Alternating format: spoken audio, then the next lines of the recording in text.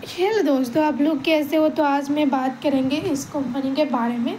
तो इस कंपनी के बारे में जानने के लिए मेरी वीडियो लास्ट तक देख लो। इस कंपनी का अभी के टाइम में देख सकते हो दोस्तों, थोड़ा सा लॉस दिए इस कंपनी ने।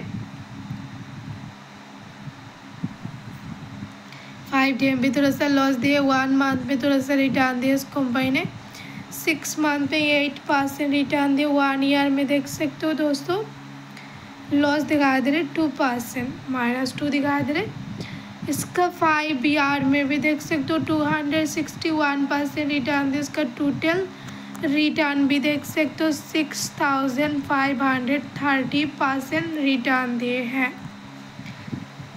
अभी के टाइम में लॉस दिए हैं। इसका ग्राफ भी देख सकते हो ऊपर दिखा दे रहे।